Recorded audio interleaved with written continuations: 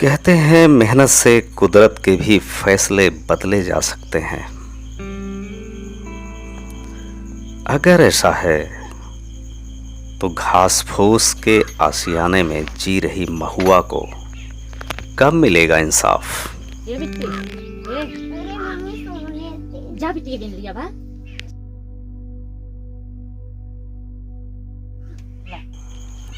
भूखे पेट जंगल की तरफ निकल पड़ी बच्ची का मुफलिसी के साथ जंग कब तक चलेगा।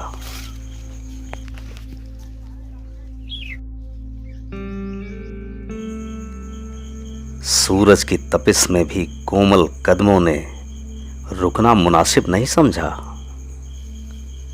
रोजमर्रा की जिंदगी का खर्च चलाने के लिए महुए का ही सहारा है।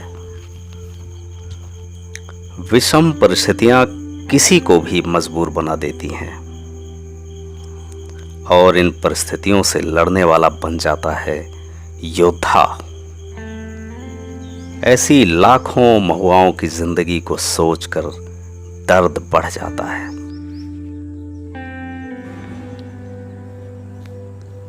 ये सूरज की असह्य तपिश और ये महुआ जिन्हें ज्ञान मंदिर में होना चाहिए, वे चलते रास्तों पर व्यवस्था का दंश झेल रहे हैं। उनकी आंखों के तमाम सवालातों का जिम्मेदार कौन है? कुछ लोगों को शायद पता भी नहीं कि वे देश की अव्यवस्था के शिकार हैं। जैसे महुआ, क्या कभी इस समाज ने इनका संघर्ष देखा? यदि नहीं तो क्यों नहीं देखा? अभी जिंदगी का लंबा रास्ता तय करना है।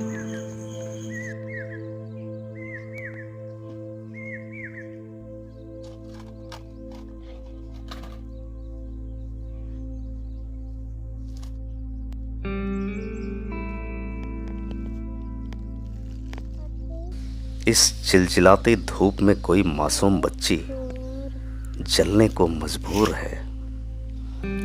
जलते अंगारों पर अभी कितने इम्तिहान बाकी हैं।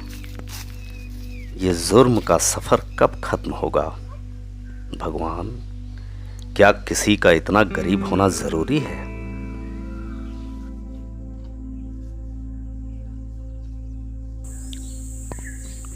जब तक पेट की आग नहीं बुझेगी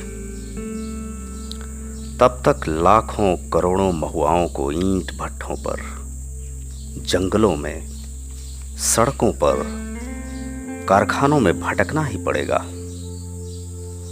फिर उन्हें शिक्षा की धारा से कैसे जोड़ पाएंगे? यदि हम इन्हें शिक्षा से जोड़ने में असफल रह गए तो हमारी सारी योजनाओं का उद्देश्य अधूरा ही रह जाएगा। विवश मां का हृदय अपनी बच्ची को पाकर निहाल हो गया। अपने कलेजे के टुकड़े के माथे का पसीना पोंछकर उसे सुकून मिलता है। उसने भी ख्वाब देखा है महुआ को पंक्ति में आगे खड़े करने का। और वैसे भी मां जहां है वहां महुआ का बाल भी बांका नहीं हो सकता, क्योंकि मां से बड़ा योद्धा इस संसार में कोई नहीं होता।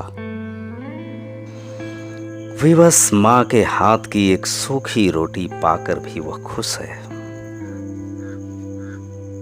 उसे गुरूर है कि इसके लिए उसने चिलचिलाती धूप से मीठी मीठी बातें की हैं और धरती मां ने उसके जलते पैरों को अपने शीतल हाथों से सहलाया है। उसे विश्वास है कि उसका संघर्ष व्यर्थ नहीं जाएगा। वह एक दिन अवश्य कामयाब होगी, यह उसे पूर्ण विश्वास है।